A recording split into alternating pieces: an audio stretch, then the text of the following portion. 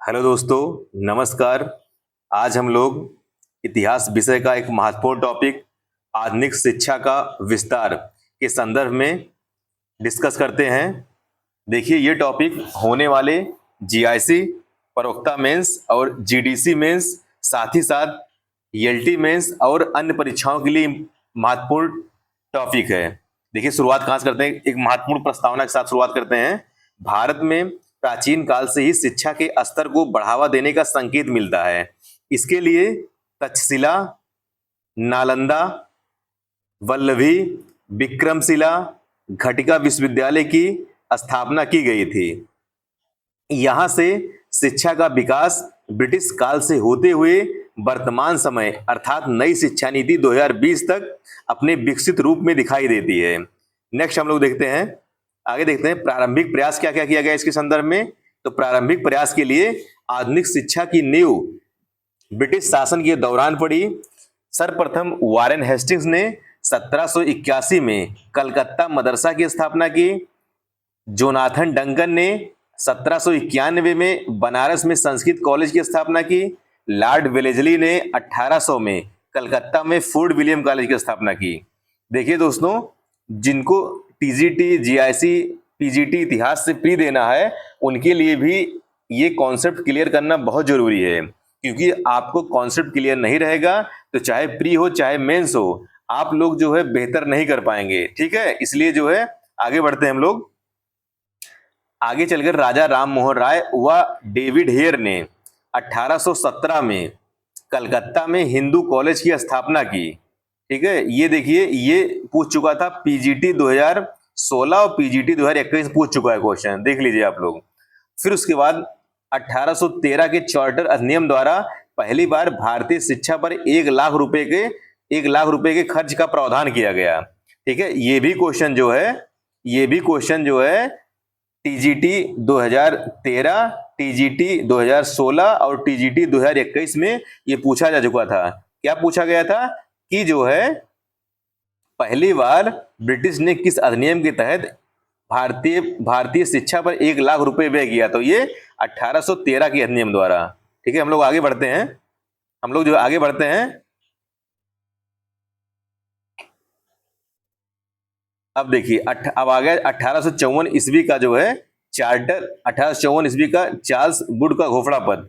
ये देखिए, 19 जुलाई 1854 को भारतीय शिक्षा पर एक व्यापक योजना प्रस्तुत की गई, जिसे वुड का डिस्पैच कहा जाता है। यह जो है 100 अनुच्छेदों वाले इस प्रस्ताव को भारतीय शिक्षा का मैग्ना कार्टा कहा जाता है। देखिए दोस्तों, आप लोग इसको लिखते समय यानी मेंस में मान लीजिए 125 शब्द में आ गया कि 1854 ईस्वी का चार्ल्स वुड का घोषणा पत्र के संदर्भ में उल्लेखित करिए। तो आप लोग अगर ये सब इसमें 100 अनुच्छेद वाले इस प्रस्ताव दे देंगे, यानी उसके बाद बता देंगे कि इसको भारतीय शिक्षा का मैग्ना कार्टा कहा जाता है, तो ये बहुत अच्छा नंबर आप लोग अंकित कर सकते हैं। इसकी सिफारिश जो है निम्नलिखित थी। सिफारिश क्या क्या थी? पहली सिफारिश क्या है इनकी? पहली है पाश्चात्य शिक्षा को बढ़ावा देने के लिए थी इनकी। दूसरा क्या है? अंग्रेजी शिक्षा के साथ साथ देसी शिक्षा को बढ़ावा देना। तीसरा क्या है? महिला शिक्षा का समर्थन करना। नेक्स्ट हम लोग देखते हैं, चौथा क्या है? लोक शिक्षा विभाग की स्थापना की सिफारिश करना। बाद में चल के 1855 में इसका गठन किया गया लोक शिक्षा विभाग का, 1855 में। अगला क्या है? लंदन विश्वविद्यालय की तर्ज पर 3 विश्वविद्यालय की स्थापना करना। प्रथम कलकत्ता, दूसरा मुंबई, तीसरा मद्रास। तब 1857 में। ये देखे होंगे आप लोग, जीआईसी प्रवक्ता एलटी प्री में जो है ये क्वेश्चन पूछा था। जीएस में जो 30 क्वेश्चन जीएस रहता है उसमें पूछा गया था। नेक्स्ट हम लोग देखते हैं श्री वैथून के प्रयत्नों द्वारा महिला पाठशालाओं की स्थापना की गई। नेक्स्ट है, यह मुख्यतः विश्वविद्यालय शिक्षा पर केंद्रित था। देखिए दोस्तों, ये जो 60 टॉपिक हैं, अगर आपको जो है एग्जामिनर में 4 ही 5 टॉपिक आ रहा है तो बिंदुवार आप लोग उल्लेखित कर देंगे, तो जो लोग एक व्याख्यात्मक लिखेंगे उनसे अच्छा नंबर आप लोग अर्जित कर सकते हैं, समय भी बचेगा। आगे देखते हैं हम लोग 1882 का शिक्षा आयोग, हंटर शिक्षा आयोग, इसके संदर्भ देखते हैं। वुड के घोषणा पत्र द्वारा शिक्षा के क्षेत्र में हुई प्रगति की समीक्षा हेतु 1882 में जो है डब्ल्यू हंटर की अध्यक्षता में एक आयोग गठित किया गया जिसका मुख्य उद्देश्य प्राथमिक व माध्यमिक शिक्षा का विकास करना था। ये देखिए प्राथमिक, और इसके जो है इसके प्रमुख सुझाव क्या क्या है वो हम लोग देख लेते हैं। प्रथम क्या है? प्रथम है सरकार प्राथमिक शिक्षा के सुधार व विकास पर ध्यान दे व प्राथमिक स्तर पर मातृभाषा में शिक्षा उपलब्ध हो। नेक्स्ट क्या है? दूसरा क्या है? स्त्री शिक्षा की पर्याप्त व्यवस्था की जाए। थर्ड क्या है? शिक्षा के क्षेत्र में निजीकरण को बढ़ावा दिया जाए, लेकिन प्राथमिक शिक्षा मातृभाषा में होनी चाहिए।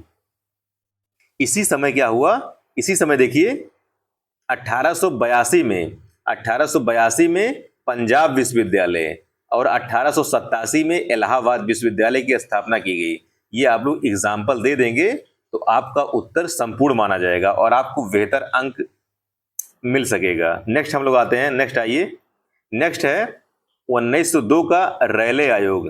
तो रैले आयोग में क्या है? लॉर्ड कर्जन ने 1902 में टॉमस रैले की अध्यक्षता में एक विश्वविद्यालय आयोग की स्थापना की। आयोग में 2 भारतीय सदस्य कौन कौन? सैयद हुसैन बिलग्रामी और जस्टिस गुरुदास बनर्जी। ये देखिए पीजीटी 2016 में पूछा गया था, आप लोग ध्यान दिए रहिएगा, पीजीटी 2016 में पूछा गया था। नेक्स्ट हम लोग देखते हैं रैले आयोग के सुझाव पर 1904 में क्या आया? भारतीय विश्वविद्यालय अधिनियम पारित किया गया।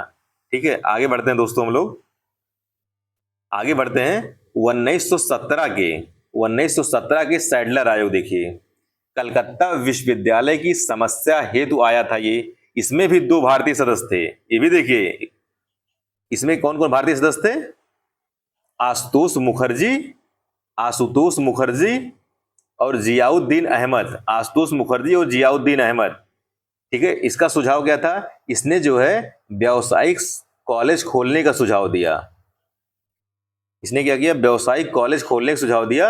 अगला क्या है? इसने अध्यापकों के प्रशिक्षण के लिए ढाका व कलकत्ता में शिक्षण संस्थान की स्थापना का सुझाव दिया। फिर क्या है? अब देखिए इसी समय 1916 में मैसूर विश्वविद्यालय, बनारस हिंदू विश्वविद्यालय की स्थापना की गई। दूसरा क्या है? 1917 में पटना विश्वविद्यालय की स्थापना की गई। थर्ड क्या है? 1920 में अलीगढ़ विश्वविद्यालय की स्थापना की गई। नेक्स्ट है 1921 में लखनऊ विश्वविद्यालय की स्थापना की गई। अब हम लोग आगे बढ़ते हैं। इसने सुझाव दिया कि इंटरमीडिएट के बाद स्नातक शिक्षा 3 वर्ष की होनी चाहिए। अब नेक्स्ट हम लोग बढ़ते हैं 1929 के हार्टोग समिति। 1929 हार्टोग समिति क्या सुझाव देती है? कहती है प्राथमिक शिक्षा पर विशेष बल देती है हार्टोग समिति, और योग्य छात्र को ही उच्च शिक्षा दी जाए।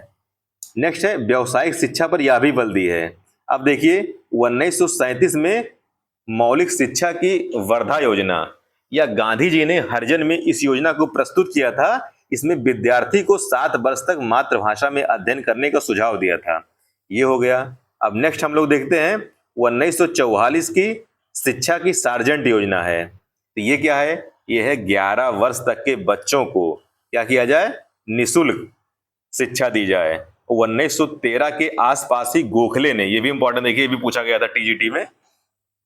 1913 के आसपास ही गोखले ने अनिवार्य व निःशुल्क शिक्षा की मांग की। अब ये भी इंपॉर्टेंट है एक पॉइंट, और ये क्या इंपॉर्टेंट है? 1906 में, इससे पहले बड़ौदा रियासत में इसे लागू किया गया था। ये दोनों इंपॉर्टेंट है प्री के लिए, मेंस के लिए तो है ही। अब देखिए स्वतंत्रता के बाद देख लीजिए, स्वतंत्रता के बाद जो है राधा कृष्णन आयोग 1948 में स्थापित किया गया। इसी आयोग के सुझाव पर 1953 में यूजीसी की स्थापना की गई, और ये क्या हुआ? 1956 में जो है इसको संसद से अधिनियमित कर दिया गया। नेक्स्ट है कोठारी आयोग 1964 में आया। अब देखिए राष्ट्रीय शिक्षा नीति के संदर्भ में देख लीजिए, ये वर्तमान समय की नीति देख लीजिए शिक्षा की। देखिए इसमें आप लोग क्या हुआ कि 1854 के पहले आप लोगों ने देखा, 1854 के बाद देखा, उसके बाद 1948 तक देखा, स्वतंत्रता के बाद देखा, वर्तमान संदर्भ में देखिए।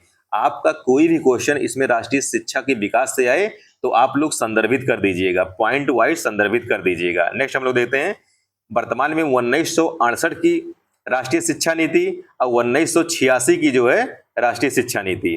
अब देखिए 21वीं सदी की शिक्षा प्रणाली देखिए, 21वीं सदी की शिक्षा प्रणाली क्या है? शिक्षा का अधिकार RTE act, right to education act 2009, 6 से 14 वर्ष बच्चों को निःशुल्क व अनिवार्य शिक्षा के लिए दी जाए, जिसे 1 अप्रैल 2010 से लागू किया गया।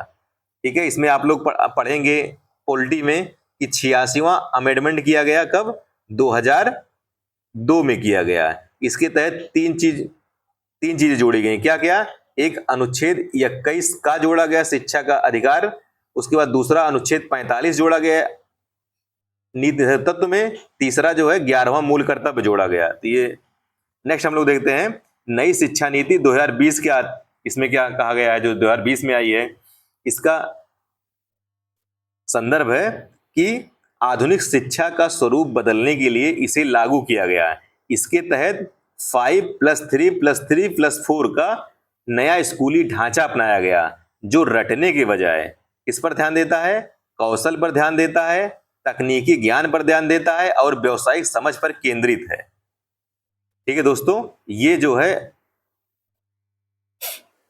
एक बेहतर लिखने का प्रयास किया गया आंसर। आप लोग भी अपना सुझाव जरूर दीजिएगा और अपने भाई का उत्साहवर्धन के लिए आप लोग चैनल को सब्सक्राइब करिए, लाइक करिए और आगे भी महत्वपूर्ण क्वेश्चन की श्रृंखला हम लोग वार्तालाप करेंगे। ठीक है दोस्तों, धन्यवाद।